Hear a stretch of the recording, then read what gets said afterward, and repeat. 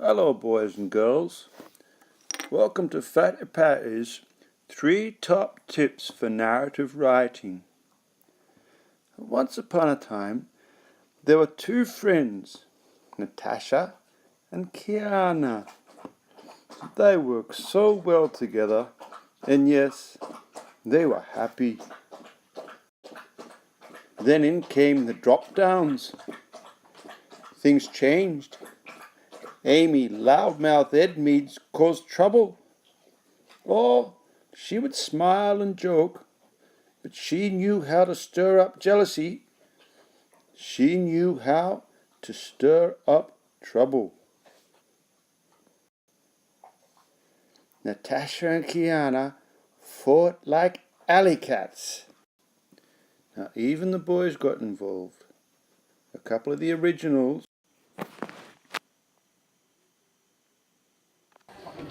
Natasha's one of ours. She's an original.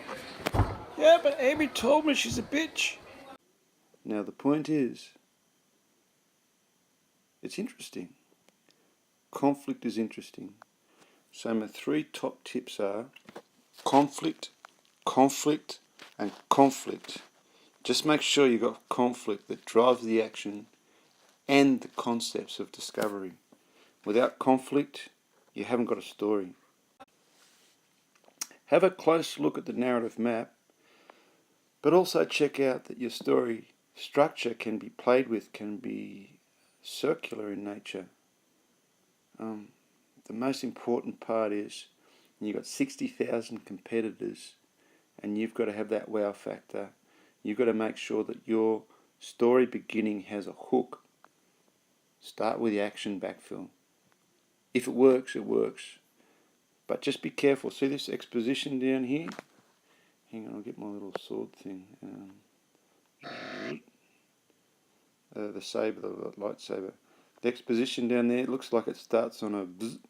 You can actually start up here, backfill back down to the exposition, and keep it going. That inciting incident there, that's conflict. The crisis and climax can also be conflict. We're not talking, a stupid fight between two young boys. We're talking about some form of conflict that intrigues. Now guys, when you come to the concept, be absolutely secure about what the particular concept of discovery is that you're going to be working with, and then challenge it. And then actually be conscious of an alternative view and include that.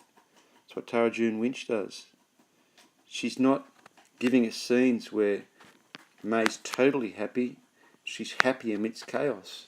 That's interesting. It's fascinating. An absolute standout tip is the setting. Make sure that yours isn't about schoolyard, adolescent or late adolescent or young adult sort of set of jealousies. It might be what you know very well, but if you don't know your setting, you do need to research it. Again, this is your chance to be original, to be different, and to be expert. If you do some research, you even get involved in things like dialect, you get a narrative voice going, there's great opportunities to really stand out with a little bit of research. Use Kylie down in the library. She'd love to help. With speech tags, speech is really, like dialogue's really hard to write well. You've got 3 choices. Have a read. I'm not going to tell you which one works for you or which one's the best one. It really is a matter of trial and error. If you want the action to go, you have no speech tags at all. If you want the mood to go, even if you're driving the mood of the piece, you're definitely going to have speech tags with description, like number 2. Number 3. Whoops, hang on. Yeah, number 3 there. Speech tags with descriptions. So like I say down the bottom there, just make sure you have a think about it. Do what works for the piece. I will advise you to go third person because that gives you the chance for the omniscient, all, scientis, knowledge, all-knowing, omniscient narrator. That voice allows you to include your literary devices more easily. Yeah, like I say, if you're completely passionate about first person, consult with me. It's it can work, but my advice would be to just stick with the third person narrator, and then you can include your descriptions and your literary devices. Show off your skill as a sensory descriptive writer, and don't forget, use the 5 senses if you can. Pretty basic stuff here.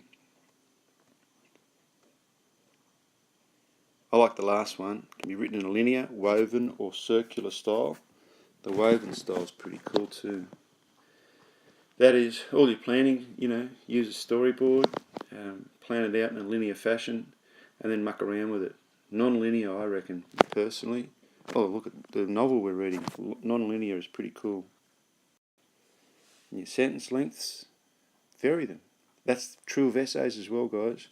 Various your sentence lengths. It's an indicator that you've actually been thinking about what you're actually doing as a crafts person. It's a craft that you're applying. And guys, just see if you can enjoy it. And I promise you, you'd know this already. It gets worse as you get older. As young kids, you created all the time and you loved it, and it was good for your soul. Well, make sure you never lose that in your whole big wide lives. If you don't create, you do live a half-life, so relish this small opportunity to create.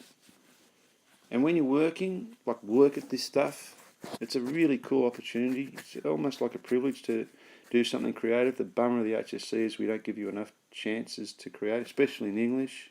It's cool if you're doing your major works and stuff. But in English, it's this, and then you're analysing everything else. So work and discover the joy of creative work, and keep it with you for the rest of your life. Now, lexical density, lots of meaning, fewer words, and let the audience join the dots. Example I always trot out just because I love it. It's from a film, of course. Tell me about your childhood. It was short, and that response, it was short. You could write, a chapter on his childhood, but we just know that his childhood was crap. Now listen, guys, make sure you do, when you come to the writing stage, get all the resources that you've completed scattered on your desk. Have Dr. Google ready for your research on setting and what have you, or dialect, and write. And most importantly, get to it, because the most important thing is going to be the feedback you get from each other especially, and from me, from yourself, from your parents, from your sisters or brothers or whomever. Get feedback. And I'll tell you what, when you write it, you'll think, wow, that's cool. You come back a day or two later and think, whoa, hang on, I've made some blues there. Be careful with, the obvious stuff, spelling, punctuation, all that sort of stuff. But more importantly, experiment. And lastly, I'd like to take this opportunity, ladies and gentlemen, to offer my sincere thanks to Natasha for a jolly sense of humour in this silly presentation. We all know Natasha is a young lady of poise, elegance, grace, and above all, wonderfully kind and open nature. And may I take this opportunity to again welcome all those who have moved across from other classes. We won't use the term drop-downs. I think there's a negative connotation to it, and I am very pleased to witness the harmonious relationships that have formed amongst you all. It gladdens this late middle-aged man's heart to work with such a wonderful group of young Australians, and the wonderful Anna, who adds so much to the class dynamics and blah, blah, blah, blah-de, blah, blah, blah-de, blah. That should be right, Katie. That'll sort out any parents who complain, I think.